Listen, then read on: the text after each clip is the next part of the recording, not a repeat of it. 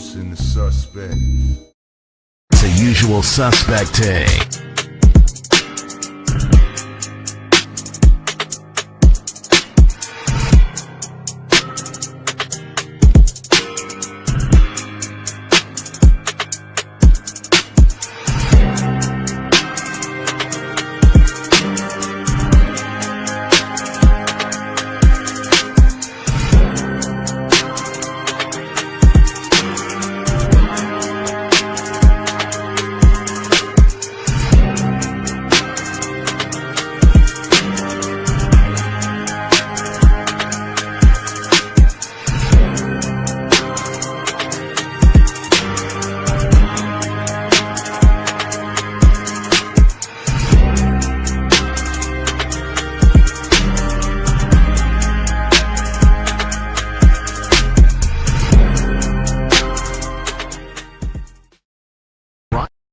Brought to you by Unusual Suspect 6. Tap into all the shows. Real conversations with KG. Right now, I'm at peace right now. You know, things get hectic as it gets closer to the fight. Okay. Do we got to fight? Yeah, I fight April 10th at the Prudential Center. Bullshitting on the Beltway with Supreme Beast Boxing And now Talk. the Cole is the main event. So that's the way I look at it. That's my philosophy. Trill Thursdays and Usual Suspect Sundays with hard I'm hits. talking about it's really just about stacking this money, man, getting on these singles, staying positive, you know what I'm saying, and putting it in their face by any means. Tales from the B-side with KG and TV. Needed to fill out additional paperwork to clarify. Yes, we did. Yes, we did. That is the paperwork that you see there. Okay. Open mic featuring you. You know, that was a close fight. You know, he got dropped a couple times, but I thought he We do not care. Wow. It's a Usual Suspect thing. All right. Yeah. A nigga wake up before I even bake up. It's 100 on the floor for the take up. You niggas ain't us, you ain't us. Looking for Lamar Jacobs, my bros got better. Time to get my cake up. You niggas hate us, cool. My people's hate us. Haney left jab, left Vegas. Grand Nagus. Feeding all you male betas. We the fly lions, cause we back to selling elevators. Self-made, cause the streets ain't really never made us. Who wanna tame us? We making them the most latest, the most haters. Oh, fella, your favorite. I dropped the visual just to entertain us. I'm living on the beat, you can hear the anguish. I write stupid, but think of the flow brainless. I comatose your folk, remain nameless. Me rusty, Jay still remain stainless. Man, how long has it been, Thomas? Because we are back. a few weeks. I don't think it's been that long. It felt like it's been that long, but yo, hey, welcome back to Tales from the B-Side, the only boxing show that tells the truth from the corner that doesn't get a locker room upgrade. I am KG. This is my boy Thomas, man. What's up with you, man? How you been? Chilling, man. I gotta, been a busy day, busy weekend. I gotta deal with some guy in the fight pool that's in first place. Oh man, bro, you ain't been chilling. You know why? If anybody, if you've been living under a rock, man, you know what I'm saying, Thomas, you know what I'm saying, y'all can't watch it right now because y'all watching us. But what y'all gotta do, I go to spin the block, man. You know what I'm saying? My boy Thomas, you know what I'm saying, and his team just finished talking to O'Shea Jones, and no Khalil Cole was not there. No, he wasn't.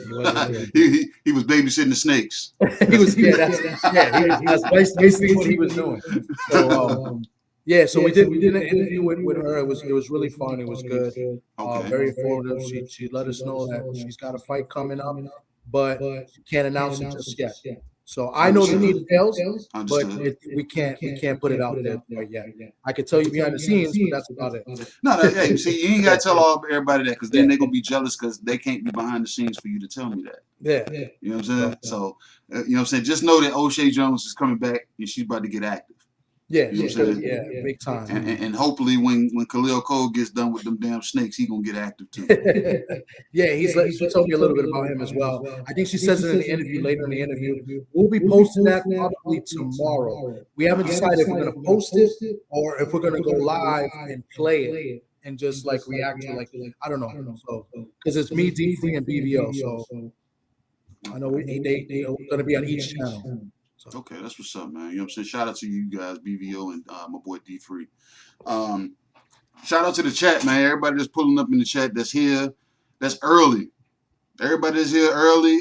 Everybody that's gonna be here late. Everybody that's gonna pull in for a second to go back and hit the streets to go tell a friend to tell a friend. It's gonna be much appreciated, man. You know what I'm saying? Because I think we got a good one this week. No, fuck that. I don't think we got a good one. I know we got a good one. You know what I'm saying? We got a good one this week.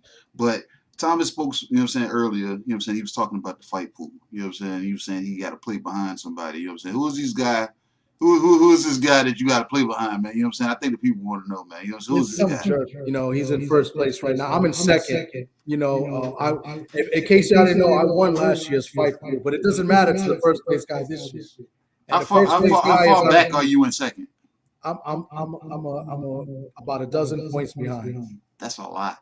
I was so mad that you picked the same exact points as me. And when I say you, I mean you. This is the guy that's in first place. The guy on the left side of your screen right now is in first place in the fight pool. Yep, I'm getting fitted for my jacket as we speak.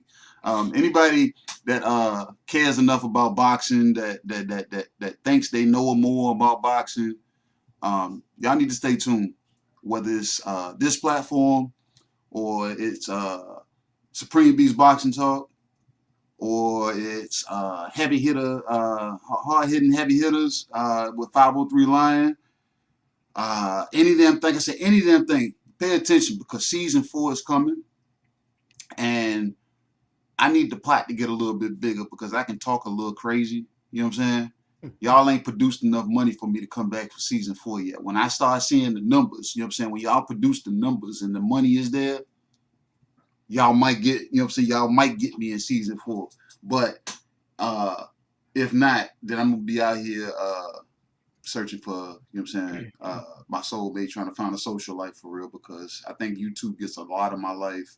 My daughters get a lot of my life, and I don't give myself a lot of my life to myself. So, but hey, I'm not running like all the other, well, season 1, like season 1 did. He chose not to play second season. You know what I'm saying? So if it's worth my time, you know what I'm saying? Because I'm the big dog, y'all little pups. And if y'all be a little pups, and if I ain't ready to come out there, you know what I'm saying, little pups can't get me off the goddamn porch, then I'm gonna stay on the porch and protect the house. So I'm gonna do my best to solicit and get more people in this fight pool, because I hope so. So I can come get all y'all money.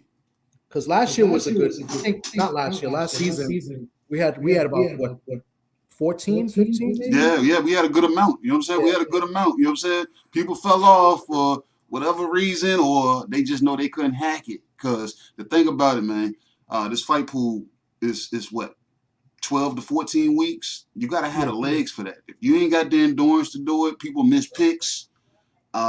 People have bad picks. People have bad weeks. You know what I'm saying? And then they start losing enthusiasm to continue to play.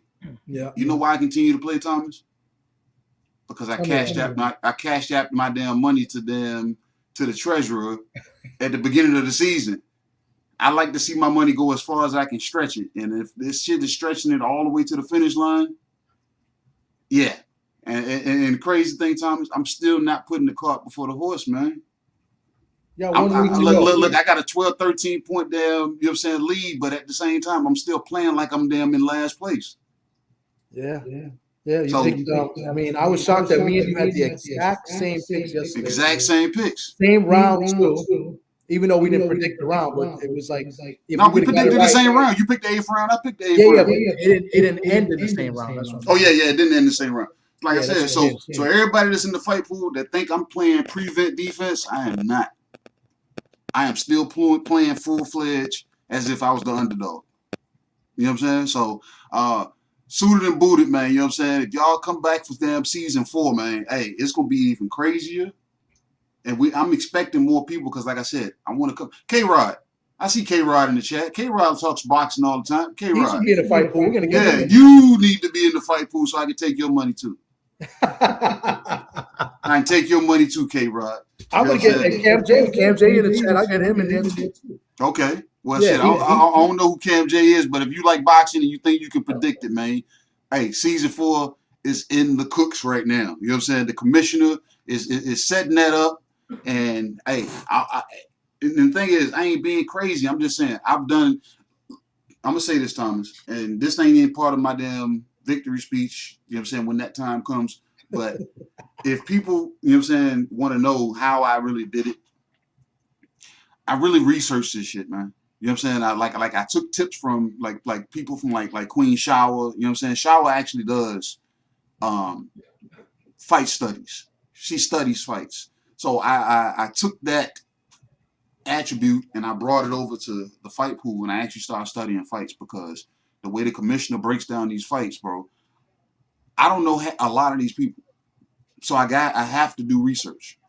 I have to do research. So when I do the research, I'm actually fine-toothing that research by watching fights at the same time. So I'm researching fighters, and then I'm looking at them, you know what I'm saying? I'm looking at a little bit of everybody. So when I look and y'all see me picking a guy, you be like, how the hell KG picking this guy? Bro, just understand, there's a method to my madness. I've been doing a little bit of research on a little bit of everybody, and it's not just research for the fight pool. It's more so to get myself more familiar with a lot of fighters in boxing that I don't know who they, you know what I'm saying, who they are. So I think that, you know what I'm saying, like, so shout out to the, you know what I'm saying, for the architect for putting this fight pool, my boy R for putting this fight pool together, because if you're actually paying attention, you're going to actually learn more about boxing and specific fighters. So I've been, you know what I'm saying, just rolling with the punches. Ain't that the name of the show? Roll with the Punches podcast. I just been rolling with, hey, and shout out to my boy Thomas, you know what I'm saying, for having Rolling with the Punches with my boy Ofacio. Ofacio came over there and he talked some real shit. Yeah. And based off of that real shit, Thomas, I'm gonna be calling Ofacio to come back for a real conversation, because I think you missed some things, you know what I'm saying, with your nice ass. You want to be nice. Me, you know me, I'm gonna dig all the way to the damn to the asphalt. You know what I'm saying? I'm gonna get it all the way to the asphalt, and I'm gonna talk to my boy damn, you know what I'm saying, Ofacio, and we're gonna really damn dig deep into the fuckery that, you know what I'm saying, that they tried to put him through. And yeah, definitely, because he needs that. We need to get the word out with him, you know, how they doing him. And he brought up some good points about fighters from the Bronx alone. He's right. He's right in a lot of things he was saying, and he's frustrated, as he should be, you know, and he shouldn't be going through the things he's going through. No. You know, he's a really good fighter. He's very intelligent. He knows the game, and he's getting done dirty, and it's unacceptable. So we need to get him on as many platforms as we can, so he can tell his story and spread the word out. You know? So and it's a necessary story, because like when you hear it, it sounds like a B-side story. Yeah. It sounds like a B-side story, but it's not. This is a story of a guy in a corrupt business, and can happen to just about anybody. You shouldn't be able to sell, you know what I'm saying, as many, you know what I'm saying, tickets as the main event and not get televised. You shouldn't be able to sell as many tickets as the main event and get your fight shuffled to earlier. You get what I'm saying? So it's like, you're not supposed to play those kind of games, man. It's like, so I kind of point the finger at promotion. I point the finger at ProBox, because if nobody's ever done business with ProBox before, ProBox, they move as if they are top ranked. They are Matchroom. These motherfuckers will come in and they will take your whole show from you. Like, once they come in and it's their portion of the card, it's really move out of my way. Yeah. Get out of my way. They'll kick camera guys like, and I know good cameramen. They will kick them away from the ring to put like bigger platform guys there. And those bigger platform guys don't put it out the way, you know what I'm saying, the guys that I know. So it's a slippery slope out here, whether you're a boxer, a manager trying to fit in, or just them, you know what I'm saying, just a content creator, you know what I'm saying, just trying to damn get your 2 cents out. Whether it's damn photography, whether it's damn any damn thing vocal, any damn thing of that nature, bro, ProBox will put the fuck to you. Yep. Yeah. But other than that, Thomas, you know what I'm saying? You was just at a fight event this past weekend, right? No, that's last weekend.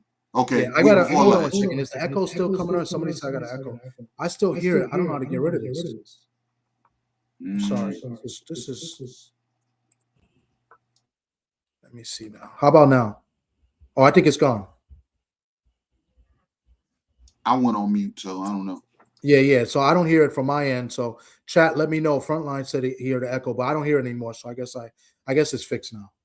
Okay. It was weird. I used a different laptop when I did with O'Shea. I didn't have the problem, but I guess the settings. Why you switching up the laptops? Complete the same system, man. Stop trying to jerry rig everything, man. I don't know. Do it the way you was doing. But tell us about, you know what I'm saying, this event, because like my boy Thomas was ringside, and thing is, most people that go to spectate fights, they go to ringside and they go to spectate. Thomas is not there wholly to spectate. You know what I'm saying? So give us your point of view of being ringside at this event. Like, did they run it right? I ain't even talking about what went on in the ring. I thought they did it real well. I thought the production was really nice. It's MVP. I thought the production was well. They hit the crowd well. They did it a little bit different than other people that have done it in the theater. So they actually sold ringside seats on the stage. So Top Rank has never used the stage before, and Matchroom used the stage, but they had media sit there. They didn't have ringside tickets, so that was the difference. So I guess they sold more ringside. The atmosphere was good. You had a lot of fighters at ringside. Like I said, that's how I got in contact with O'Shea. O'Shea was sitting ringside with Tiara Brown, and I think there was a couple other fighters there. I can't get their names right now. Did you talk to Tiara Brown? No, I said hello and that was about it. I didn't get a chance to talk to her. What? Bro, she a hot commodity right now, man. You know, I spoke to her a lot last year. So that's why I figured I talked to O'Shea a little bit more. So, but yeah, that was my set on that. But it was good. It was good. I mean, the fights was okay. The women's fights were entertaining. They had a male guy, Big Lou from the Bronx, Albanian guy.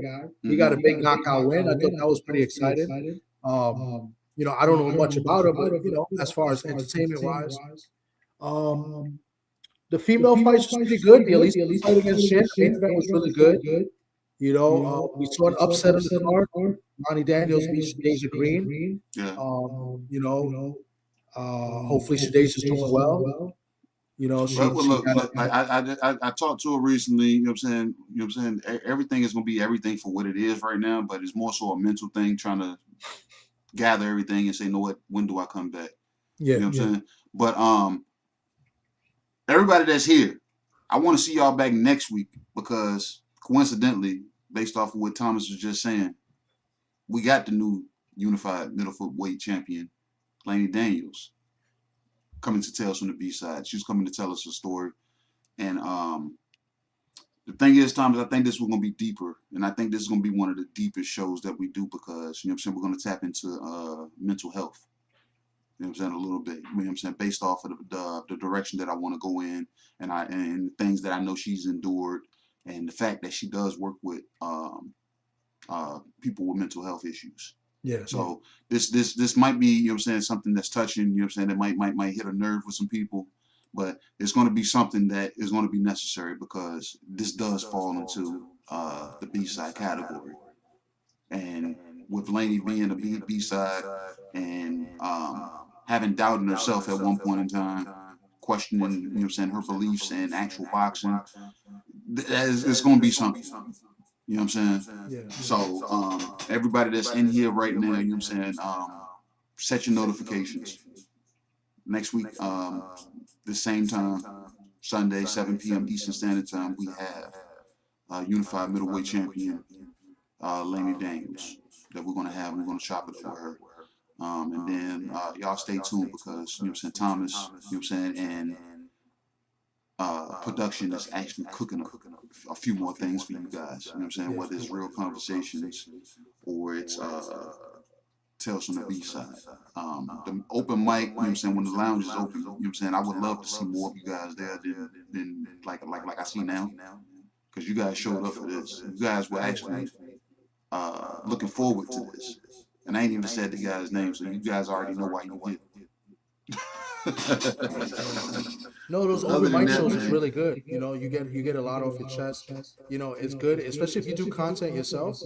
It's good to go up there and just let it out. You can talk about. You don't even have to, you know, air everything out, but you can talk about what's frustrating you in the space, Yeah. in the YouTube space, because there's a lot of what's the word? There's a lot of narratives being thrown out there, and there's a lot of lies thrown out there about fighters and this and that, you know. So you could let it out.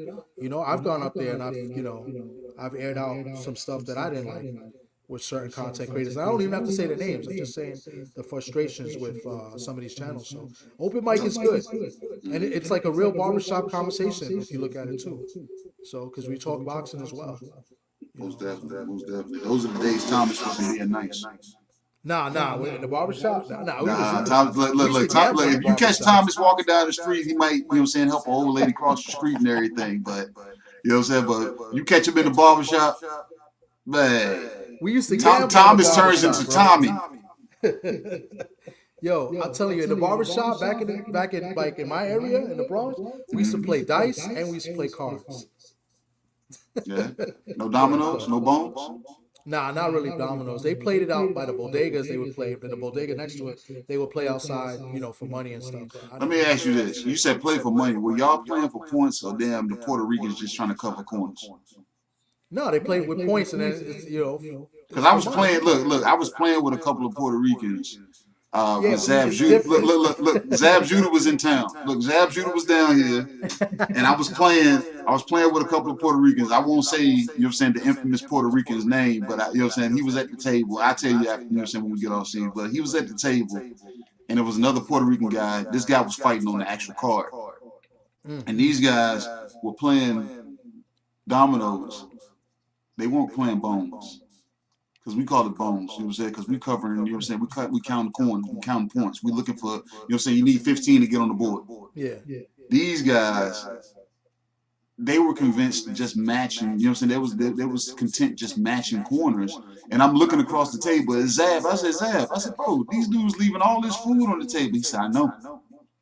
He said, but ain't nobody got no notepad, so ain't nobody taking points. So I'm just going to oblige these dudes. I said, bro, next time you come down, man, we got to damn actually play for points, man, because these dudes, I was like, bro. We play for points too, but the Latino way is a little bit different. We don't. Well, I need to know this Latino way because the way y'all play, we cover every fucking damn point that hits that board. All right. See? I'll explain. Yeah. Give me a Spanish speaking person, damn Thomas. Give me somebody that speaks Spanish that can damn explain it to me. No, because we play. I know how you play bones because I play that way too. But the Spanish way is it's like you said, it's pretty much matching. But we play with points. There's certain premies that we give. We call it capicu, chuchazo and stuff like that. But I'll explain it another time, man. Nah, but we was getting to it. Look, and the crazy thing, I was just playing damn bones before I came in here and set up for this damn show. You know what I'm saying? So that's why I think it was fresh in my mind about playing bones. And the crazy thing, the two people I was just playing with, they was like, damn, I ain't know you play. I said, bro, there's a lot of things I do that people don't know. Like I shoot pool, I can play poker, I can play dominoes, I can do there's a lot of things I just don't do anymore. You don't want to play poker with me. No, see, because you be counting cards. You know what I'm saying? So I ain't worried about you. You know what I'm saying? Like you the dude I wanted to go set up the damn the ringer missions with. You know what I'm saying? Go set you up, and get you to damn play Rain Man. Go count some cards for us. Nah, man, I used to run a poker game. Yeah, I know you told me. You know what I'm saying? Look, tell the people, man, because you tell me about it, and a lot of people say they run games, bro. What does that mean? What, run a game? Yeah, running a game. Like was you was collecting the money? Were you the house? Were you the house rules? Yeah, I was the house. You were the house rules? So you was robbing people? No, we weren't robbing. You was robbing people. Anybody that got the house rules, you was robbing motherfuckers. It was Texas Hold'em cash games we used to run, and And what was the percentage you made?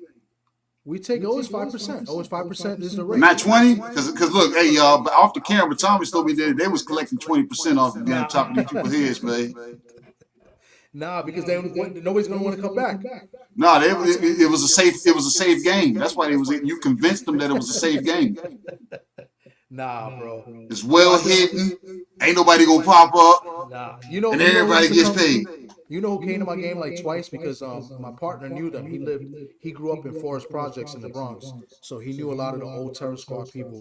Okay. So Cuban Link came to my game. Cuban Links came in. Yeah, Cuban Link played there. Who else came to my game? A couple guys from the old Terror Squad came. They weren't rappers though; they were just part of the group. They were just part of the group, yeah. They were part, but Cuban Link came a couple times. Triple Sace was there once, I think. He came one time. So yeah, that was it. Yeah, so like we had a couple people in there, but it's gambling, it's poker, bro. It's like nothing special. I play chess too. I see 903 talk about I play chess too, man. I'm nice on the chessboard. See, look, check this out. Down here, you ain't gonna catch too many poker games. But what you gonna try to do, you know what I'm saying, and what you gonna run into?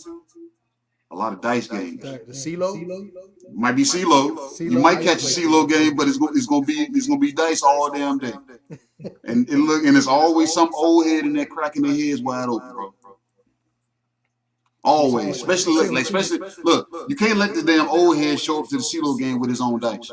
Nah, you crazy? No way. Nah, man. I used to do security in those games. I used to do security in those games. Really? Because, like I said, serious. Look, Thomas, you've met me in person. I'm not the biggest dude, but I'm not a small guy either. You know what I'm saying? Yeah. So my statue, you know what I'm saying? My statue, you know what I'm saying, being a big guy, I've done security a lot. You know what I'm saying? So yeah, dice games, I used to hold it down. Yeah. They wouldn't let me side bet though. Nah. See that you was a serious dice game. I was never at no serious dice game. Oh yeah, serious dice game. I'm more of a card player. Like I used to go to Atlantic City, play tournaments. Like I'm more playing, cards. Dice we used to play in the barbershop too, but it was never anything crazy. Yeah. See, in the barbershop we used to play Madden. In Madden? Okay. Yeah, bro.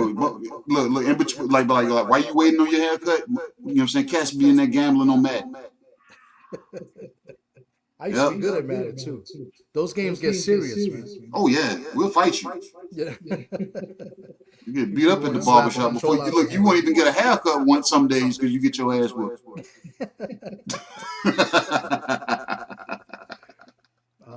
Oh man. Oh man. Hey, did you see the fights over this weekend? Because I didn't. I saw majority of the Big Baby and what's his opponent name? Pero? Yeah, Pero. Yeah, I seen majority of it, but I seen it on mute because I was on the move. Okay. And Big Baby pretty much did what I thought he was going to do. I said he's going to throw a lot of punches. This man threw over 1,000 punches. Yeah. When was the last heavyweight that you known to throw over 1,000 punches? I don't think Big Baby ain't got punching power, but he's going to throw a lot of punches, bro. Yeah. He's going to throw a lot of, and that's what I had a feeling. I said, that's what he's going to do. And then I found out as I'm watching the fight that Pero, this guy's an 8-round fighter. Yeah. He gassed real quick, too. Yeah. Yeah, he was. Listen, I didn't think it would go down as so easy as it did. I did pick unanimous decision, but that was, after like the second round, Miller won every round pretty much. Oh yeah, like I said, he buzzed him a couple of times too, surprisingly, because Miller can't punch. No, but he can punch a lot. You know what I'm saying? Yeah. And I said that on Friday. I said, bro, this dude, Big Baby, I said he's not the biggest puncher, but he knows how to put punches together. And that's the one thing about, you know what I'm saying, Big Baby that makes him still a threat.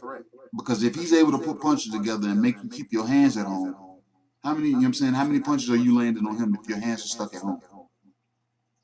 I'm not saying he is somebody that can be chasing championship, but he does pose a threat against guys, especially when he's going to take it serious. Like especially when he takes it serious. Yeah.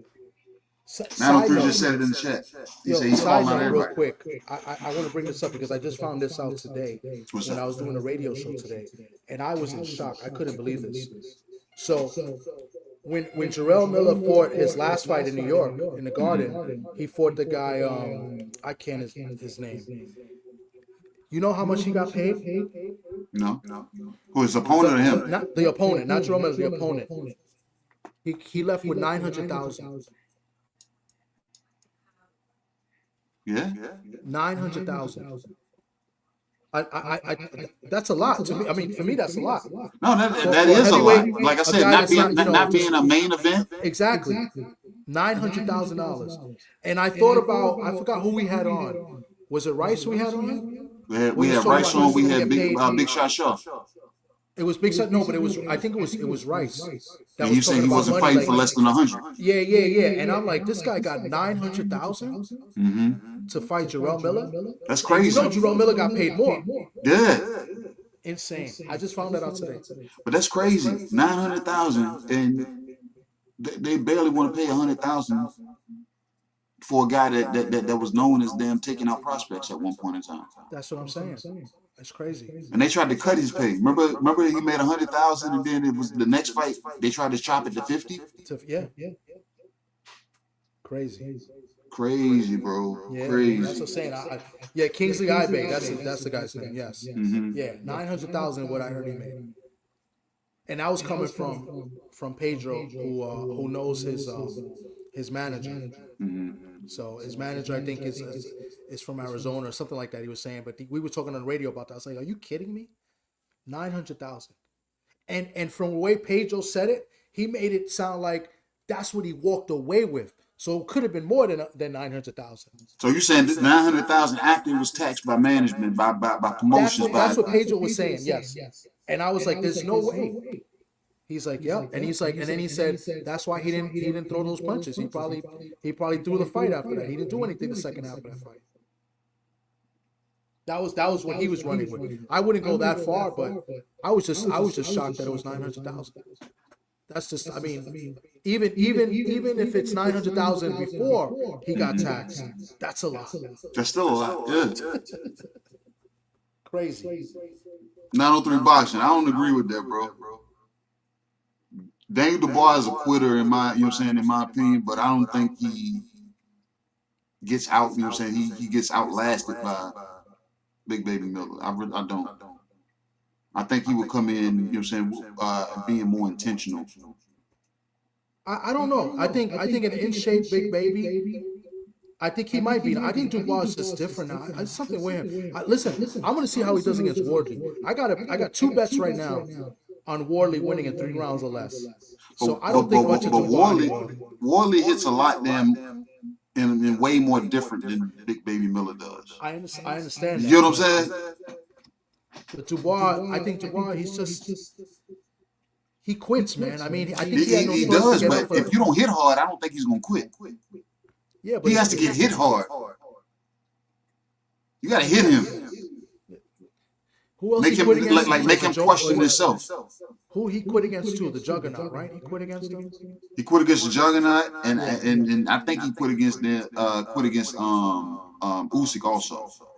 Oh yeah, the Usyk definitely he did. Because when he went down, he looked at his corner to determine if he should stand up or not. Yeah, the Usyk one, especially the first one. The second one, he was out partying, but the first one he definitely did. And then the Joy Joyce. And that's it. Did he lose another fight before that? No, I can't remember. We got 2 losses or 3 losses because I know you lost the sure. Well, he got 2 with Usyk.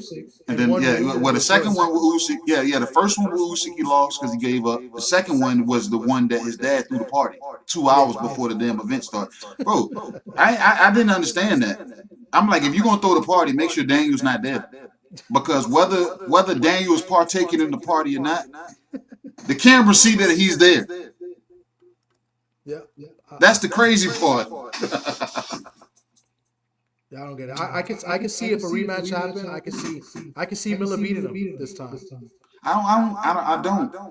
It was the first fight was competitive until the second half. Mm-hmm. I don't know.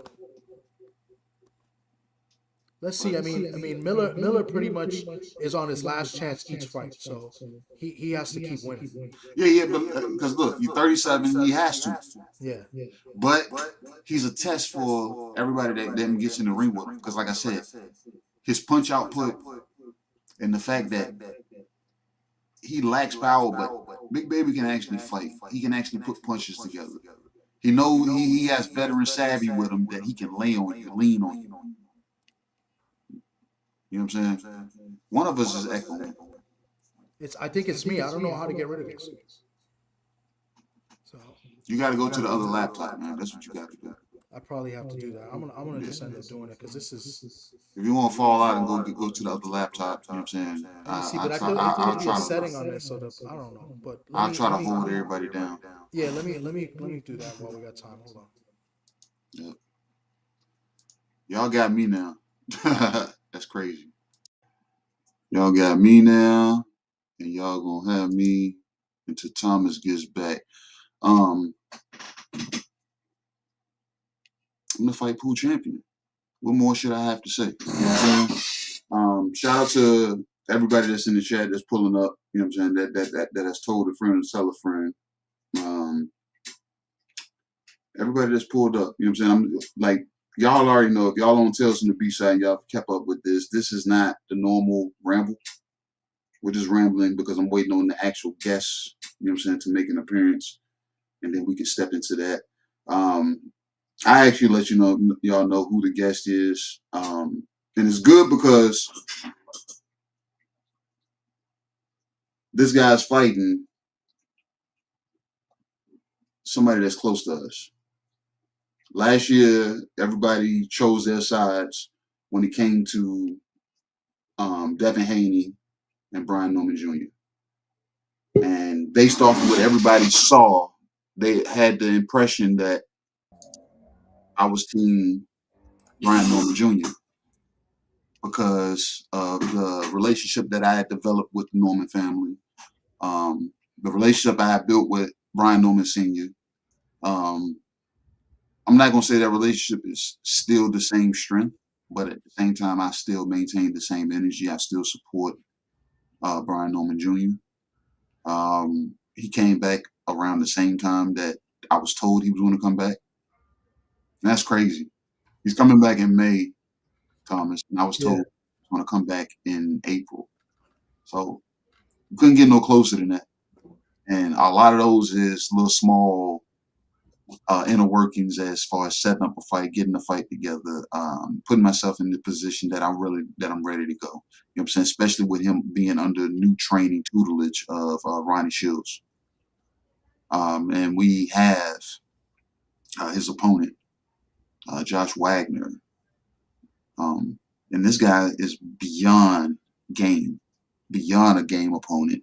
It's just the fact that he hasn't been given that fair shake as being something outside of a B-side fighter.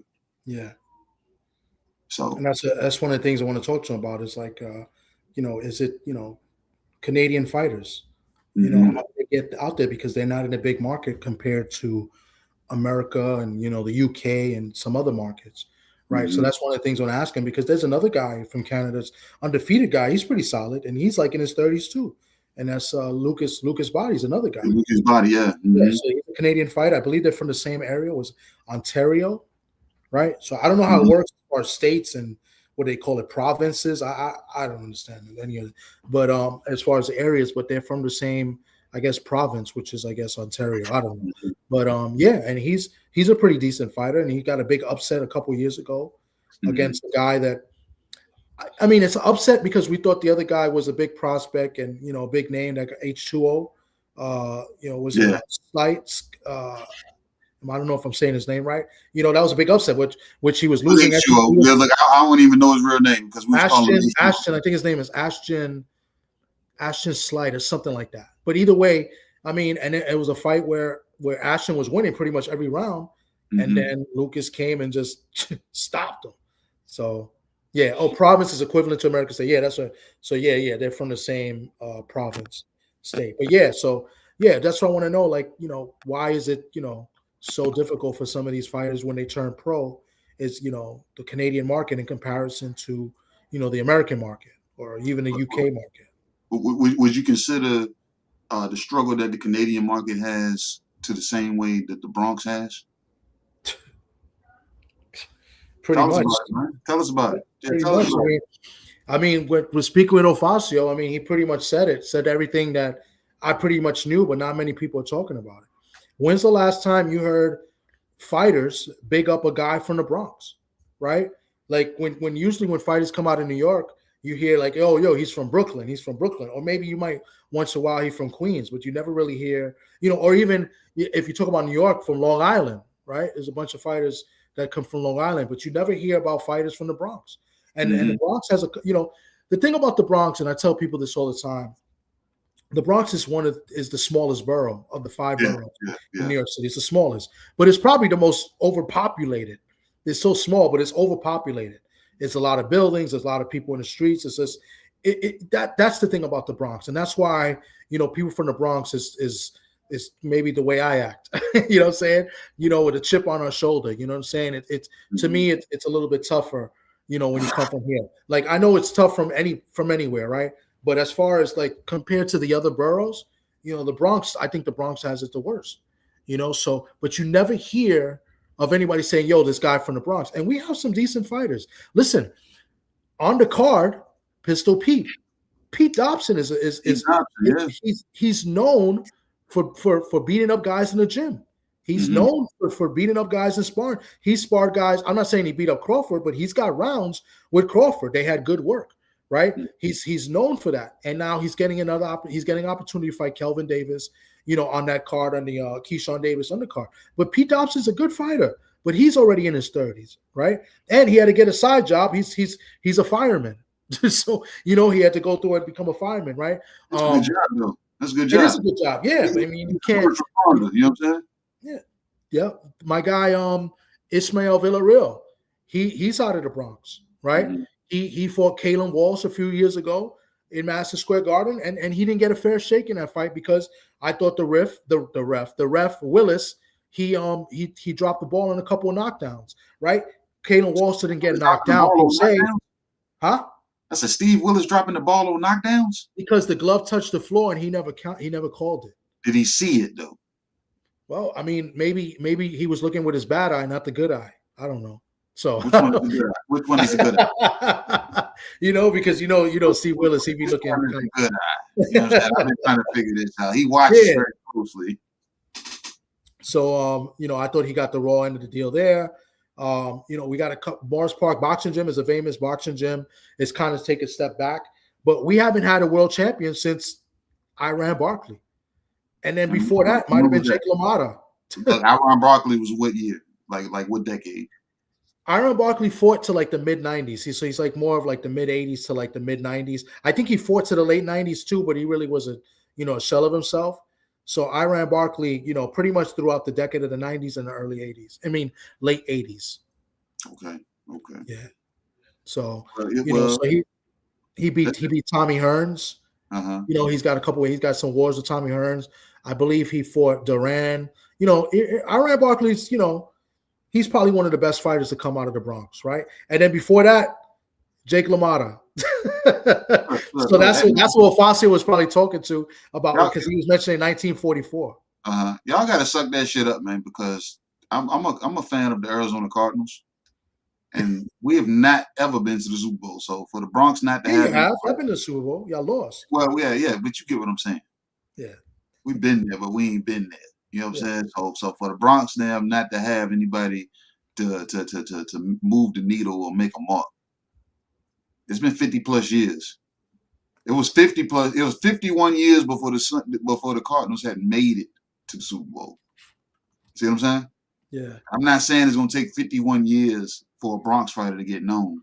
I'm just saying, y'all Bronx guys, since y'all are overly populated the way some Thomas is saying, y'all should be fighting a lot more. And I'm not just saying boxers, I'm talking about y'all regular cats.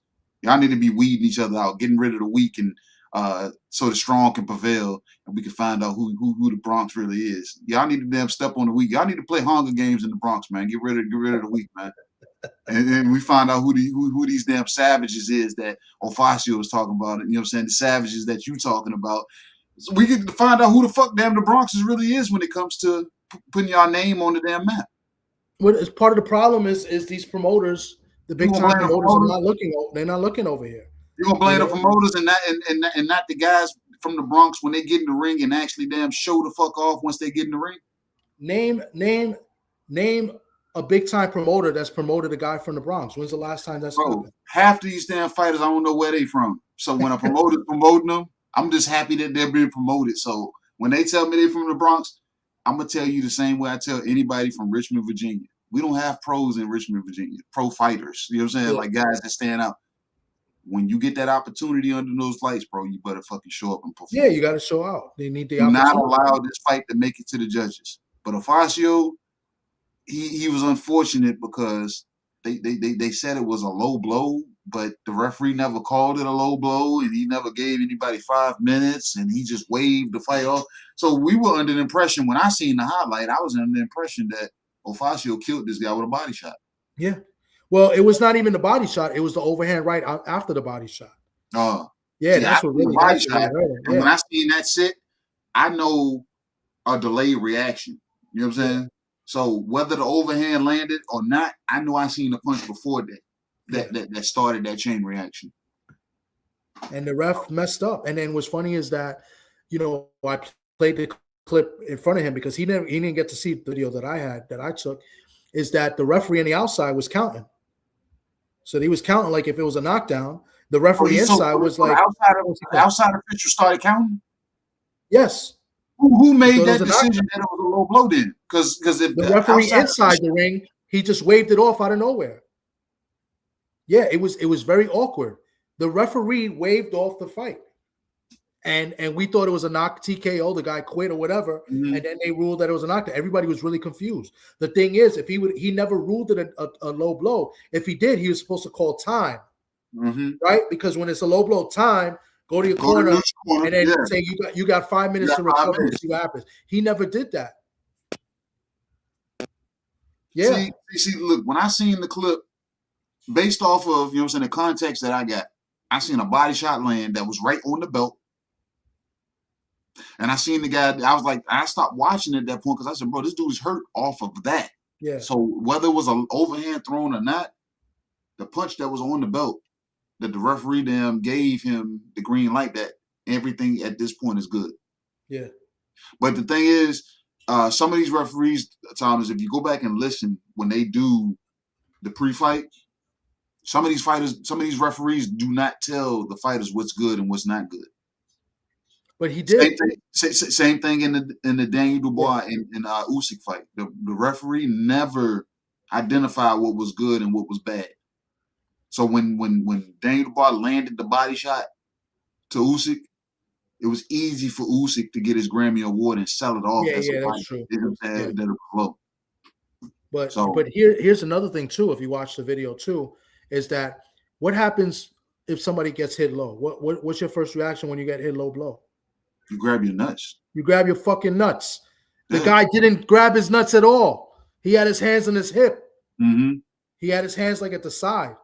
He never grabbed. That's what I'm saying. It was very awkward. So not only he called it a low blow, not only he didn't call timeout, give the 5 minutes. The fighter never even put his hands on his nut area. Like he never gestured. Like he got hit low. Yeah, exactly. That's crazy. Yeah. You know what's crazy though, Thomas? You know what's crazy? This fucking almost 50 minutes in, and where the fuck is I guess? I don't know. Did he get the link? It's been sent. You know what I'm saying? So hey man, you know what I'm saying? Everybody he's been responding. He's been responding to the post on the Instagram. I know that. You know what I'm saying? This is weird. I don't know if you got gun shy. You got what, man? You know what I'm saying? But hey, man, I appreciate everybody that's being, you know what I'm saying, that's here, that's stayed here, that's going to be here, that's going to still go tell their friends to pull up. You know what I'm saying? Because is Ontario on the West Coast or East Coast? That I don't know. I don't know. No. It's over on this side. So he's in he's on the right time zone. Okay. Right time zone. You know what I'm saying? We're in the right time zone. You know what I'm saying? Wow. So. You know what I'm saying? Forgive the tardiness of the guest, you know what I'm saying? So if he finally pulls up, you know what I'm saying, just if Thomas doesn't remind me, somebody in the chat remind me to punch him in the stomach. Because I most certainly will. Punch me in the stomach? No, the guest. Oh, you're gonna what? So you're gonna wait till after the fight or before the fight? I'm gonna punch him. I'm gonna punch him today if he shows up. If he shows up, he's gonna get punched in the stomach. Are you gonna use terms like "A"? How you doing, eh? Like that? Ain't that I never heard Oddfella say that.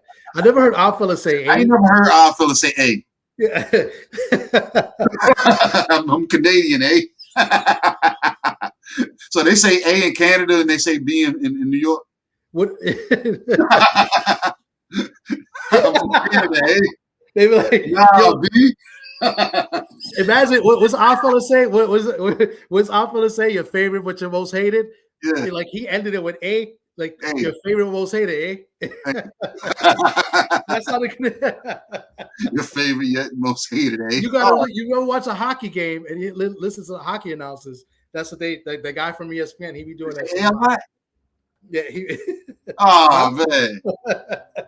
Why y'all say me so much in New York then? Are we supposed to say, hey, look, y'all in the northern region and they're more northern than y'all, so it's A, B. Am I supposed to say C in my region? What the fuck? I'm supposed to say C. Nah, C. Nah. Yo, I just picked. It's crazy how I just thought about that. I'm like, damn, I never heard him say A one time. Yeah, I never heard him say A. You know what I'm saying? Like there'll be some white people out here. They'd be like, fucking A, right? Hey, fucking A, there, guy. But that's an American term. Yeah. I don't know what fucking A means, but yeah. But like if you listen to a hockey game, they'd be like, it's just like high check, eh? A cross check, eh? In the UK, they say in it. They say what? In it. In it. In it. I never. I'm going to the store, in it. You know what I'm saying? They be like, in it. Yeah, everything's in it. Oh man. Goddamn, man. Y'all got us up here improving. Who the fuck is this guest, man? Because he's gonna get punched in the stomach twice. This is back to back too. Yeah. Because the last time we were on, I never called him back to see to reschedule. Who that? Ray was supposed to be on. Oh damn, yeah. See, look at that. That was the last time we were on. Yeah. That's why I forgot we was on. Yeah, that was the last Ray time. Oliveira, and look, the thing is, I wanted to talk to Ray Oliveira because I've watched some of his fights, not knowing who he was, like back when he was actually still active. Yeah. And that guy came to fight, and I was looking forward to talking to him, man. You know what I'm saying? So, you know what I'm saying? I'm gonna talk to him again. It's just that right now we've been speaking with other guests, right? But just know that, tell Ray when you talk to him next time, you know what I'm saying? You be like, bro, if you do spin the block and you pull up on Tales on the B side, my co-host KG is gonna punch you in the fucking stomach. Oh, I'm gonna tell him that for sure. And he hits hard. So, so just be prepared for that, because I'm gonna punch him. I'm gonna punch him the same way I wanted to punch Shadeja when she, you know what I'm saying, when it took the whole year to get her onto the show. Do people know about that? No, they don't know about that. The thing is, look, everybody, if you remember, we had Shadeja Green on, and y'all was happy because we had her on. But if y'all know, it took us almost a year. No, it wasn't that long. Don't. It felt like a year to cook that up. No, it wasn't that long because it was like December till. No. See, the crazy thing is, Thomas, you remember December. I remember June when Oddfella, you know what I'm saying? Me and Oddfella were cooking on that before Tales on the B-side was even like full going like that. We were just talking about, and she gave me the run around then. And then when we got to December, she gave me the run around, and then we finally, you know what I'm saying, we made it damn shake, you know what I'm saying? So shout out to her for making it shake. And to everybody that's listening, I didn't punch her in the stomach once the light went red, because me and her talked quite a bit, because like she showed up. I love when guests show up on time, not like today's guests, you know what I'm saying? But I like when guests show up on time. She showed up maybe like 10, 15 minutes prior to the start of the show. And me and her had a real good conversation. And I punched her in the stomach then. And I kind of told her that I was going to punch her once the light went red, but it kind of, you know what I'm saying, it slipped through the cracks, but it was necessary because it, you know what I'm saying, based off of our conversation, it didn't warrant me to punch her in the stomach on camera. You know what I'm saying? So shout out to Shadeja Green, and hopefully not just a speedy recovery, but a complete recovery, especially if we're looking to return to boxing. Yeah, definitely. So, I'm gonna probably try to reach out again this week. She didn't respond. She responded, but like with a like from what I said, but she didn't respond, like text me back or anything. So, but I'm gonna reach out again this week. But definitely want her to get better and complete recovery. She's one of the genuinely nice people in the game, in the boxing game. I say that, she speaks to everybody. She's really down to her. If you watch the way she spoke to us, even when Red came on, right, and just her interaction, like you could tell, like she's just like us. She's just regular. She don't think anything, crazy. She don't go beyond the school. Like she's, very humble, very nice, genuine.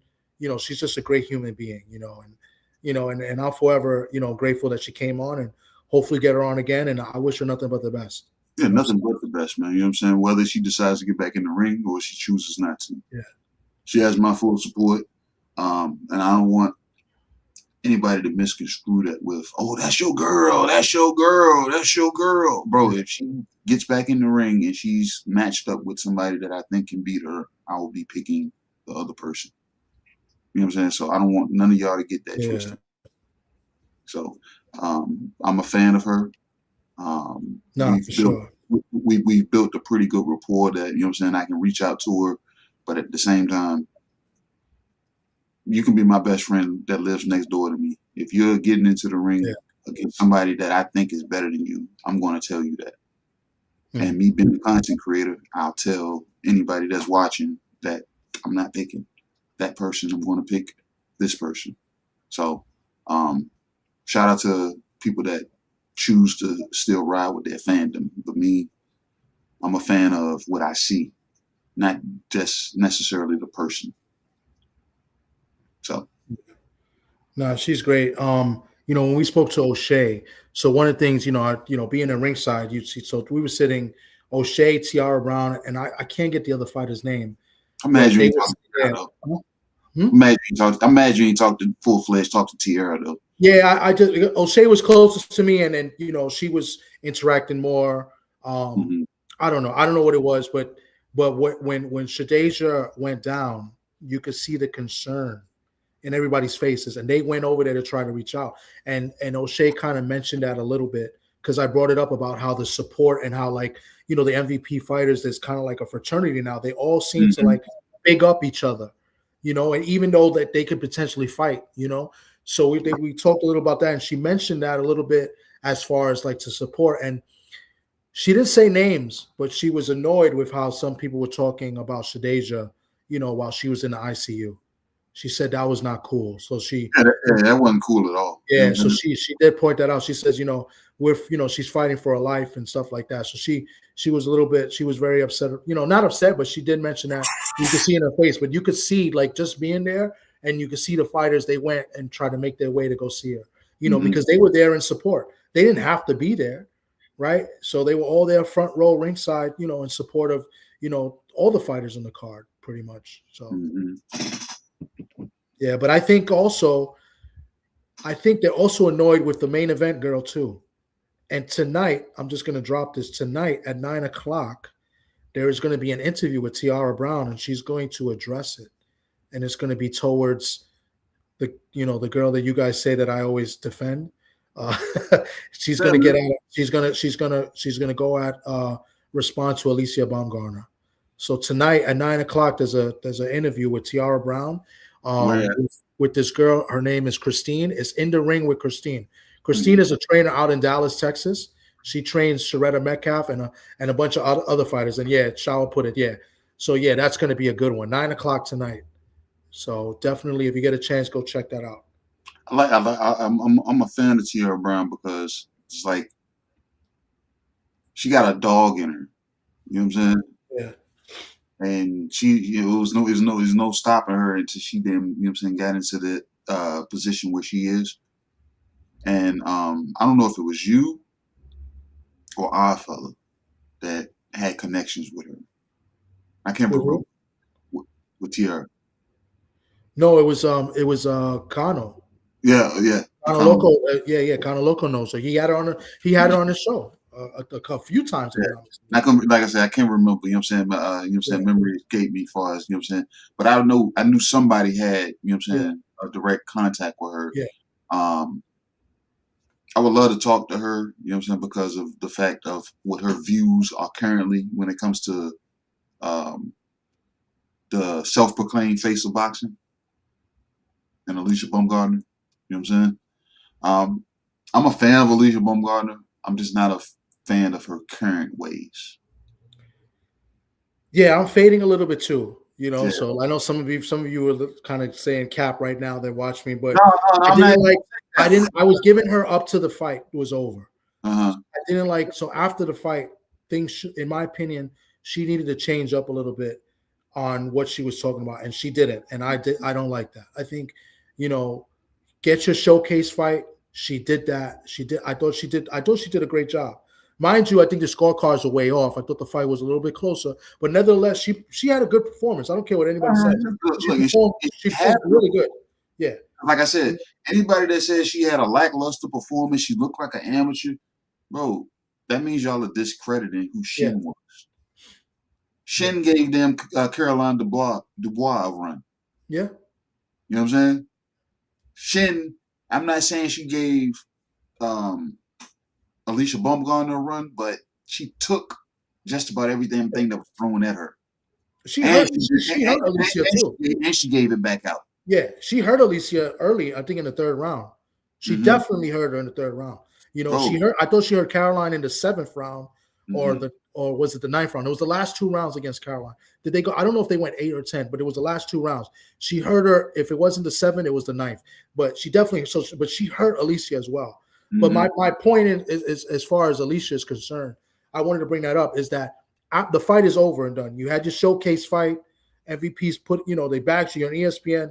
Now it's time to give us the fights that we want. I'm not mad at you wanting to fight, the older girls. I'm not mad. Get your money. I'm mad at that. Yeah, I'm not really mad about it. I don't like now you're dismissing potential opportunities to move up and weight and fight Caroline and the best girls at 135, because you did everything at 130. So now I got to be on her, a little, much more than what I was before. That's my problem. I don't like her energy. Her energy is off, But I still don't mind her chasing after the big money fights, because listen, the men do it too. If a male got the opportunity to get a big money fight with Pacquiao, guess what? We would criticize it, but hey, go get your money. So I don't really have a problem with that. My problem is the energy towards the other fighters that you could actually make. Listen, you didn't have the same energy for Michaela Mayer either, right? Michaela Mayer wanted to come down and get that rematch. So, and that was a close fight. I thought Michaela Mayer won the fight. I thought she won. How much people don't understand. Like, I like Alicia and I'm a big fan, but I thought she lost against Mayer. So, yeah. So you just made me feel better, because me picking Michaela Mayer in that fight, people make it seem like, oh, nah, KG, you just saying that. I was like, nah, bro, that fight was a lot closer than what people think it was. Yeah. You know what I'm saying? So, and nobody at that present time chose to damn spin the block to get a rematch. You know what I'm saying? So I can see Michaela saying, no, what, I'll come back down and come see about you. Why you ain't, you know what I'm saying, talking greasy about her? Yeah. But Caroline Dubois is a little pup. Yeah. I don't like that verbiage, bro. I don't. I understand. I was okay with it last year when it was brought up. I was okay with her saying that.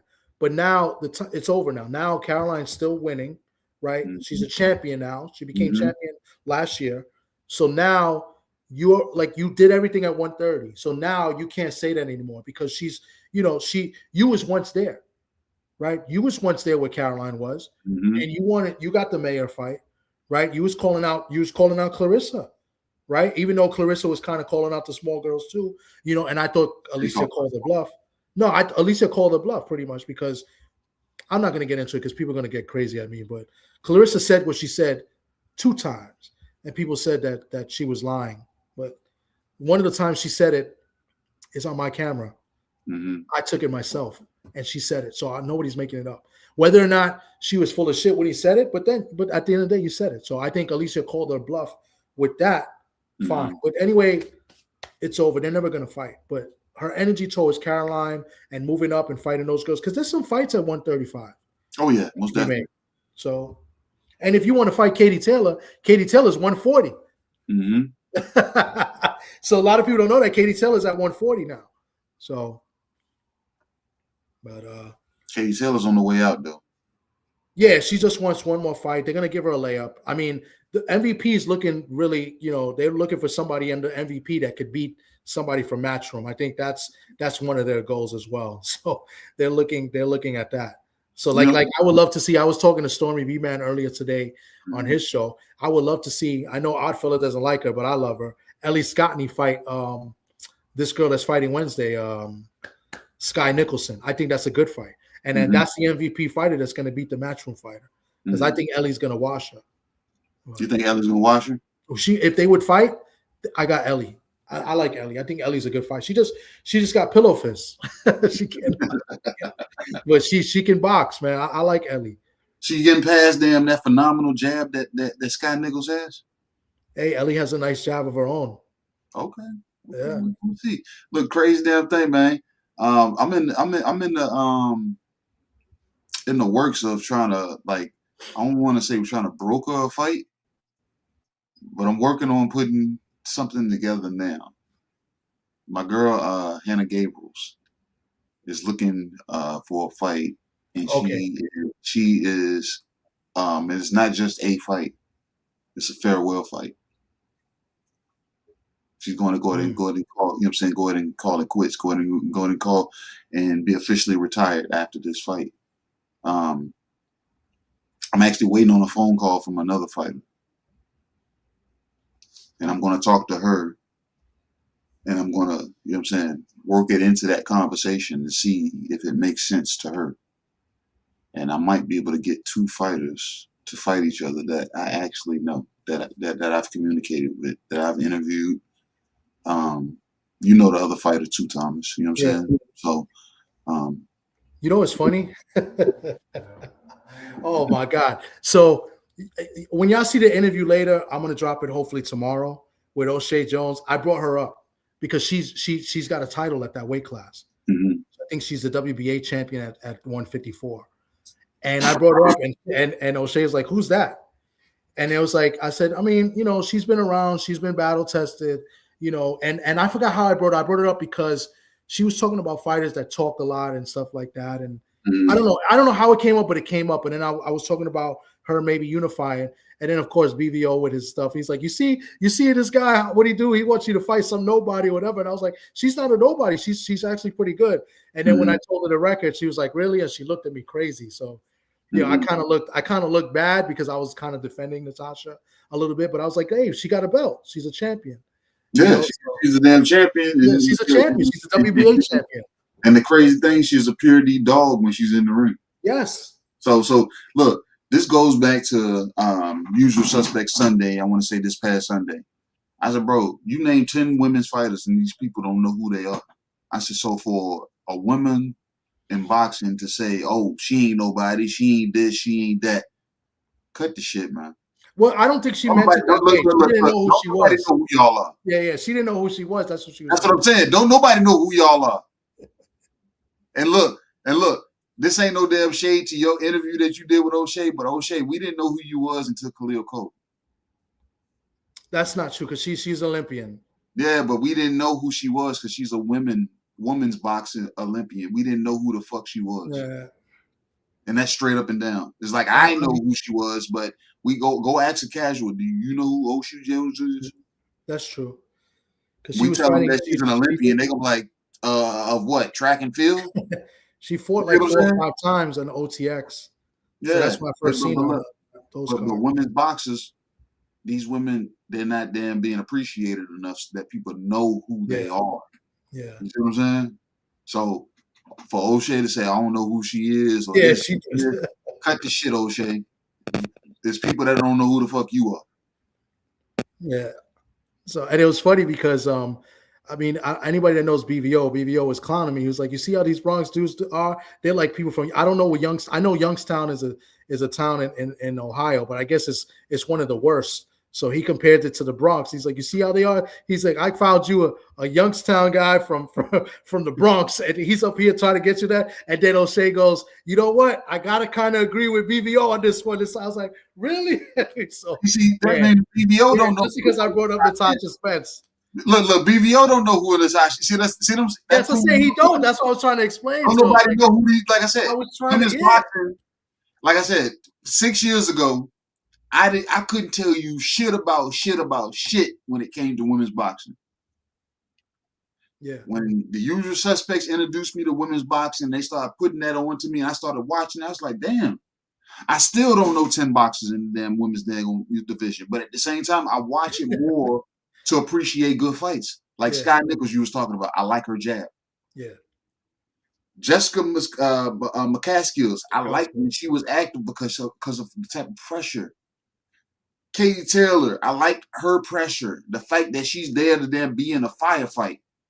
You know what I'm saying? Amanda Serrano, the same thing. She's there to be in a firefight. Carissa Shields, I like her in the ring. I don't like her outside of the ring.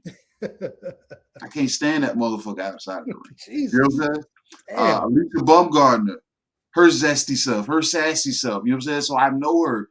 Shadeja Green, shout out to my boy Oddfella for introducing me to the name of Shadeja Green before I even knew who the Sweet Terminator was. Savannah Marshall, I liked Savannah Marshall because of her boxing style. Maybe I'm a fan of the Erky Jerky style, and she was able to showcase that Erky Jerky style that threw people off. See what I'm saying? Hannah Gabriels, because I had a crush on Hannah. You know what I'm saying? So, Raquel Miller, I had a crush on her until she got married. See what I'm saying? So all these women fighters, I've seen them in certain pockets that I've started to watch them for whatever reason, but it made me embrace women boxing that much more because these women can actually fight. It ain't just a 2-minute round and you just breezing through. No, these women can actually fight. You know what I'm saying? So I grew a new love for women's boxing and watched them and started really appreciating them. Shaw, I don't care that she damn married. Her husband looked like I can beat him up, so she's still single to me. Wow. Why is 503? What is he calling Cap? I don't know what he's calling Cap, but he's gonna say it. He's gonna clear it up. Yeah, man, the women's division. Listen, I feel like this show itself, we've been getting the women out there. Like we're gonna have one next week. We already had 2 before. I just spoke to another one today. Right, I've been promising to bring one on. Also, I still want to bring her on. You know, so I feel like this show is perfect to bring women's boxing more to the fans more than what it is, because a lot of people maybe watch it, but they don't get to hear the stories from what they got to go through. You know, so Shadeja Green, Natasha Spence, to hear their stories. Next week we're gonna hear Lonnie Daniels. You know, I think, of course, I will always admit that I'm biased, right? Turncoat Tommy has got a little bias, but Sharetta Metcalf has a great story on how she came up and how she grinded and look where she's at. She's so grateful. She loves that she's part of MVP right now. You know, they even try to, and that's why I was talking to Christine when I saw Christine in person. I said, yo, they were really trying to eliminate Sharetta. They were trying to set her up because they put her in there with Crystal Rosado, and Crystal Rosado's like the future, right? She fought last week too, but they're trying to build her up, and Sharetta went in there and outboxed her and beat her. And she was like, yeah. And I was like, I was so happy for her that she got the win. I thought they were going to rob her, but she's got a tremendous story, so it's good to hear the men's side, but the women have gotten it tough, but now we got these platforms like MVP and even Matchroom, and De La Hoya has Fundora over there, right? Gabriella.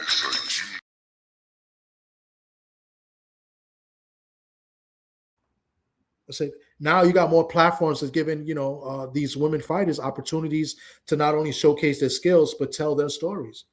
So you good over there? You're on mute. Yeah, I My think bad. Yeah. My bad. I was setting up a different outro since I guest didn't show up. So yeah. So pardon me. But other than we that, got to contact to find out what happened. you know what I'm saying? That's weird. That's weird that he didn't show because he literally commented or said something the other day on the post. Mm-hmm. I'm not crazy. I saw it. And not only that, that's why I saw that Lucas Body, he commented on the post too, I believe. Yeah. So Josh Wagner, wherever you are, I'll be in the house May 16th. So if I don't get to punch you now, I'm gonna punch the shit out your ass when I'm in Norfolk when I see you. So it'll be who of you that I do it after the fight. You know what I'm saying? Whether you win, lose, or draw against Brian Norman Jr. Because stay now. Stay away from me when I dare. You know what I'm saying? What if you see me before the fight? Because if you see me before the fight, I'm gonna get you. I felt to say he pulling up now. I'm gonna let you know who the boss is. You say he pulling up now. Oh man, this dude is damn fashionably late. Is that fashionably late? Did they, you know what I'm saying, show up to the party? You know what I'm saying, after they didn't cut the cake already? That's forgetting the time. That's forgetting the time. Figure out your time or the time it started. I don't know, man. But I don't know. But you know what I'm saying? Josh, you're gonna get punched, man. You're gonna get punched. And I'm trying to see that Tiara Brown interview too. So yeah. I'm not even gonna lie, because I'm very interested to hear what she got to say. Oh yeah, most definitely, man. I want to talk to Tiara, man. You know what I'm saying? Tiara's cool, good people. Yeah, she was good people. You know what I'm saying? But we're gonna just ride it out because they said I guess is en route. Okay. Yep. And Shower said, "Nigga, you late, goddamn it! Like, what are you talking about? You know what I'm saying? You said you was fashionably late. No, you was just late." K-Rod, you thought Metcalf lost to Rosado? I thought she won. It was a close fight. I thought she pulled out. The Rosado that fought last week would beat Sharetta. Like, she was sharp last week. But the fight, there's a Rosado that fought Sharetta won that fight. In my opinion, it was a close fight though. It was a close fight. K-Rod be having some interesting takes, man. He does. I've heard him say somebody's gonna get stopped. That people that usually don't stop people, and I was like, wait a minute, K-Rod. Okay, shit, okay. K-Rod, let me tell you, I don't know if you know the K-Rod be working, man. K-Rod be at the bro, that's the thing. I know K-Rod be working. So when he comes back with his takes, I be wondering where he bring them back from. I'm like, where did he get that from? That was like, hey man. Yep. I'm look. I actually look forward to actually meeting K-Rod one day. You know what I'm saying? Whatever region you in or wherever you at, man, I look forward to actually meeting you one day so I can, you know what I'm saying, put a face to the voice that I've heard. You know what I'm saying, throughout the years. You know what I'm saying, calling in and giving his takes and stuff. Yep. K-Rod is I believe he's in upstate New York. He's in New York, but I think he was in Florida for a bit too, if I'm not mistaken. Oh, but he's in New York though? Yeah, he's upstate though. He's But why you ain't came down to New York State and actually linked up with Thomas then, K-Rod? You know what I'm saying? I think he's in Albany though. That's like, I'm disappointed in you, K-Rod. You upstate New York and you ain't coming to the big events. But as far as hours away, Albany is not close. I think it's Albany. Saying, I'm about to come 6 hours when I come up there for the Xander Zayas and Boots Ennis fight. What are you talking about? You telling me New York is 6 hours damn big that he has to travel 6 hours? I think it is. It's about 5 to 6. It might be. I'm waiting for him to respond. Yeah, he's in Albany. Oh, he's pretty far, like 3 hours. 3 hours. I'm coming 6, bro. You better be at the Barclays when I get there. You better be in the motherfucking Barclays when I get there. Shout out to my boy watching being in the house. Yeah. You better be in the Barclays when I get there. That's what all I'm saying. You can come down from Albany for the damn Boots Ennis and Xander Zayas fight.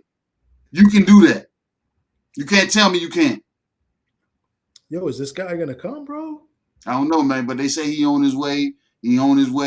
From Canada? from Canada. He's on his way from He's driving. Mm. He's driving from Canada. That's what he's doing. He's driving from Canada, and we're trying to get him here. Hey, anybody that's them en route from Canada to New York, you know what I'm saying? Please them find Stop the guy. by Albany. Say what's up. Stop by Albany. Say what's up to K-Rod. It's closer. No, don't stop by K-Rod. That's killing time. What I need you to do, I need you to pay attention on this highway and look for the guy that's on the side of the road with his thumb out. That's Josh Wagner. Pick his ass up and bring him to the show. I don't know what's up. Bring his ass to the damn show, man, because we're looking for him to be here, and we need to talk to him. Because I want to talk to him. I got some things I want to, you know what I'm saying, discuss with him. And look, and the crazy thing, not even a shameless plug. I'm not even trying to plug May 16th. I actually want to talk to this guy and get his. Like I said, Josh Wagner is a damn game opponent, bro. Game opponent. Anybody that gets into the ring with him, you know what I'm saying, they better pack a lunch. Yeah. So I'm actually looking forward to actually talking to him and not showing my fanboyism for my boy Brian Norman Jr. because he's not even gonna come up in this. You know what I'm saying, in this. You know what I just thought of? What we should try to do before that, Felix. If you're talking about Xander and Boots, I'm rooting for Xander. I'm gonna root for him. I'm gonna try to be in the building and root because that week is tough for me. That I'm not sure if I'm going to the fight yet because it's my wife and son's birthday. So, but I'm rooting for Xander with all the cheers and all the Boricua love in my heart. But I think I got Boots winning the fight. But what I was going to tell you, KG, you know what we could try to do? What's up? You get in contact with Kelvin Davis. Okay, most definitely. I'm going to try to get in contact with Pete Dobson. Let's try to get them on the show together. Oh, yeah, we can definitely do that. You know what I'm saying? That'll be something different. I don't think anybody's really done that. Let's try to get them because they're about to fight each other. Yeah, they're about to fight. They're going to fight May 16th. You know what I'm saying? Like I said, I try to reach out to Kelvin and see if we can make that happen. You reach, like, if you reach out to Pete and you let me know you know what I'm saying, you can make that shake, then I definitely. Yeah, we can tell them it won't be long. We're just going to get agreeable time for like 20 minutes to go on. We'll talk about what they expect and let them talk to each other, whatever, and we'll build it up. Yeah, most definitely. I won't even take much of their time. We could do 15 to 20 minutes, let them say their stuff. And if it goes longer, it goes longer. Right? Mm-hmm. And let them talk their shit and then, you know, get it out. Because, you know, Pete talks. Oh, yeah. I know that. Kelvin, you know, Kelvin's cool. I never really heard him talk like that. You know, Kelvin is more so a cool, calm, collected dude. He don't lay back. Like he can pop shit, but he ain't loud and braggadocious with it. So I don't know, man. Pete might get him in this one, man. It might be a setup. The B-side. I got Pete. I think Pete's been more active. He's the most active he's been in years, right? So he's just fought like 2 fights in the span of like 3 months, which is great for Pete. And now he's going to fight Kelvin Davis, who lost his last fight. And Pete won his last fight. And mind you, he didn't fight. He fought a guy, you know, that he was supposed to win. He got robbed. He fought in Egypt and got robbed.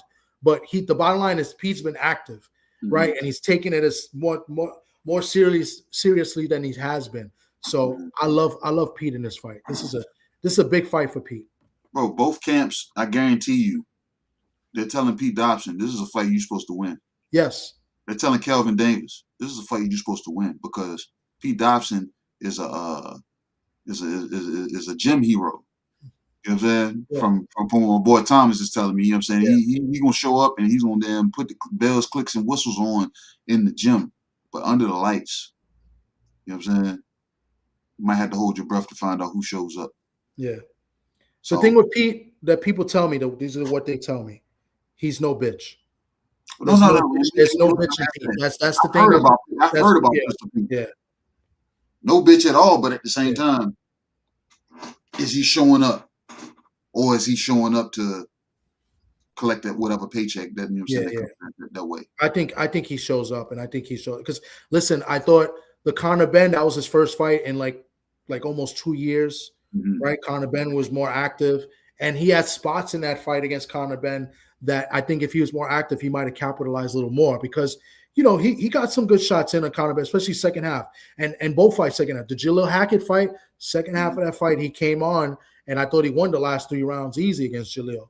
You know, Jalil's gas tank looked a little bit like it's been, you know, before. What weight was that? What weight was that? Was that 47? That was 47. See what I'm saying? Yeah. Jaleel looks a lot more comfortable at 54. Yeah. Well, no, I think he's fighting at 160. Yeah, actually. he's fighting at 160 now. So yeah, he's a lot more comfortable. That's a Zuffa weight. So yeah. But yeah, man.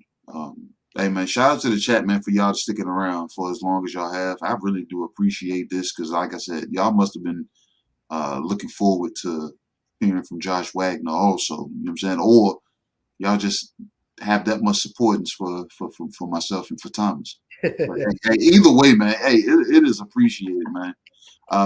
Since he ain't here yet, man, y'all still got time to damn log out, go tell a friend to tell a friend to come back so y'all can pump this number up from 10 to maybe 20 or 30. You know what I'm saying? And hopefully when y'all come back, Josh Wagner will be here. Hopefully. It's an hour and a half. Yeah, Shawa said she wanted to see the ops. Oh, man. Oh, yeah. You wanted to see the ops. Oh, man. Wow. She wanted to put eyes on him. She's like, I wanted to fill him out. I wanted to fill him out. She's something else. Oh, man. Oh, man. We got fights this weekend, though, two Thomas.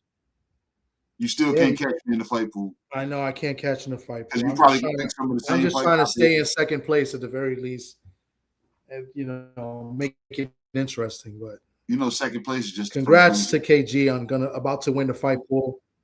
It's just the first loser, but it's not bad coming off of. It's still the first. Defending my title. Defending my title. No, defending my title and then being so far, but so close, but yet so far. He's like, I can reach him.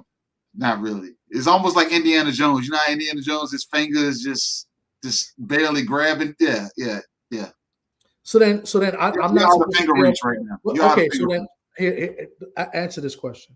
Okay. I'm not supposed to feel better than a person that's doing terrible, like Cadillac Red. That's the strongest one in the division, holding everybody up in last place. Tell him he gonna give you, you know what I'm saying, the violin and let you know that, you know what I'm saying, he couldn't put in, or he couldn't do this, or it was a monkey wrench thrown in the system or something, or they changed the rules that went against them, or I don't know, man. Is it me? Because my eyes have gotten bad with old age, right? I'm getting older. Sometimes I got to wear these reading glasses and shit right here to see the screen. But answer me this, because I could be seeing things. Is it me, or is he like 50 points behind first place? I look, I'm gonna be honest with you, Thomas. 50. You know what I'm saying? 5-0, not 15. Listen, 5-0. Being what I am, I don't look anything below myself. So I don't even notice you.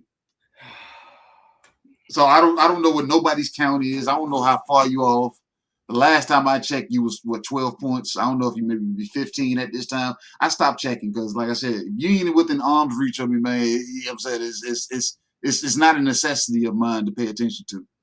You know what I'm saying? So anybody that's below 1, I couldn't tell you. I don't know where your ranking is. I don't know who fell out. Was quit. I this bad? Was I that bad when I won? I don't know who emerged. I don't know what the shifting is below 1. If y'all did any shifting below 1, it's highly irrelevant to me because so silver medal means nothing, right? It means nothing to me. It's the first loser. It's okay. You know what I'm saying? It's the first loser. Was I this bad when I won last season? I don't know, man, but people brag different. I tried to tell y'all. You know what I'm saying? And y'all keep trying to awaken the giant to come out and show y'all how to brag. And I'm trying to be nice. I'm trying to accept my victory and just be victorious and say I won.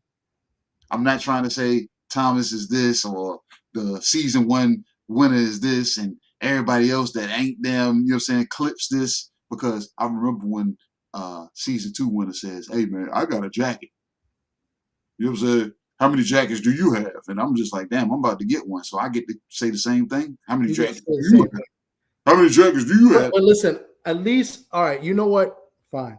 My goal in the fight pool has always been, it's been 2 goals. One, obviously to win. That's everybody's goal. You want the crystal ball. You want to be the crystal ball champion. But my second goal is to not finish lower than 503. Those are my two goals. That's it. I cannot let 503 finish higher than me in the fight pool. That's it. That's it. And other than that, I don't care. If I finish second to last place and 503 is in last place, it was a good season. So it's still a victory. It's a moral victory. But why is 503 so significant? He is yet to win not one season. Because 503 in that first season was talking hella shit. Hella shit. He was talking shit to me and Cano. He was getting at the Boricuas, right? He was getting at us. And you know, and I was just like, I always kept it back on. And he did better than me in that first season. And he kind of like, you know, put the battery in my back to kind of win the second season and, you know, and destroy him in this season as well. So, yeah, that's it. So, you know. So look, I'm going to ask you this, you know what I'm saying, before our fella puts Turncoat Tommy, he came up with that name too. That's another reason.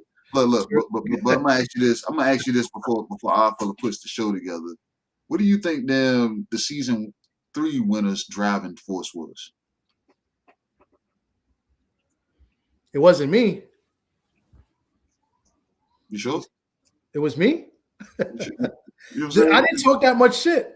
No, look. It was all of y'all a collective. I told y'all I got a nice speech for all of y'all. You know what I'm saying? It was all of y'all as a collective. You know what I'm saying? The people that didn't shoot, the people that chose not to play, the people that chose to play, and the people that wanted them keep letting me know that they won before. So shout out to all y'all in advance, because my speech, when I get my victory speech and I whip my jacket on, you know what I'm saying, I don't want nobody mad at me. You know what I'm saying? KG, the Tales from the B-side are back-to-back champions. We done it. Second season in a row. Keep saying we. Keep saying we. Why the fuck do you keep saying that? The second season in a row, baby. What the hell are you talking about? You know what I'm saying? Look, I'll tell you, you know what I'm saying? That's part of the goddamn speech. This motherfucker keeps saying we. We did it. We did it. We did it. Tales from the B-side won the fight pool back-to-back years. Back-to-back seasons. No. You see the name? You see the name in red right here? It says KG. And you see the name that's under it? It says the Good Doctor. It doesn't say anything about from Tales from the B-side and US 6 Sports and Entertainment Hub, which y'all should be, you know what I'm saying, subbed and subscribed to by now. You know what I'm saying? So I thought we were a team, man. I thought we was the tag team champions. Man. Yeah, we're Tales from the B-side team. Tales from the B-side. You know what I'm saying? Damn. Cool team. Everybody, look. If you see me on Tales from the B-side without Thomas, y'all need to be asking questions. You know what I'm saying? So yeah, Tales from the B-side. That's my goddamn partner. You know what I'm saying?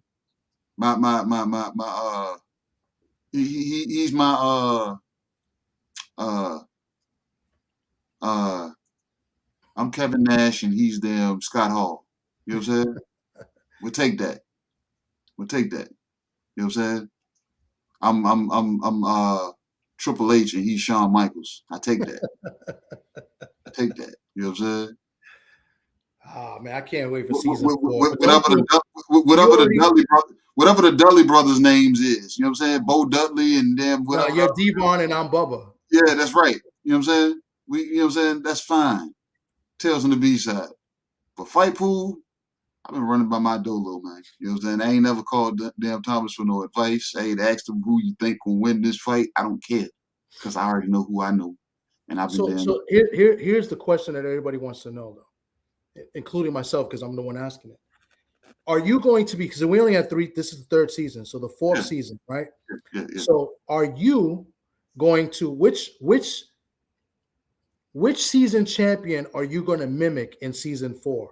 Are you going to, one, be like KG and not play in the pool the next season? Mm-hmm. Or are you going to be like me and try to defend your crown in the next season? Which champion are you going to mimic? That's still to be determined. That's crazy. Still to be determined. You know what I'm saying? Y'all stay tuned. Same bat channel, same bat station. You know what I'm saying? And with that said, babe, Thomas, I'm tired of waiting on this guest. We about to roll about this bitch. You know what I'm saying? Yeah, I got you. Shout out to everybody that's pulled up. My apologies. This has been Tales from the B-side, but ain't been no B-side stories. You know what I'm saying? Besides the ones from season 2, because they B-side to whatever season 3 is. And season 3 is what's current, is what people are watching. They don't have a need to binge watch season 2 or season 1. You know what I'm saying? They on to whatever the new shit is. And it's like, bro, this shit has made it to TikTok. This shit has made it to Snapchat. This shit has made it to IG. Now this shit has made it to Tales from the B-side that KG is that motherfucking guy. Holder and still undefeated Gabriel Capitan Maestre. How is that? And this gets done too by a bunch of cowards at ringside that never took a punch in their life. I'm sick of it.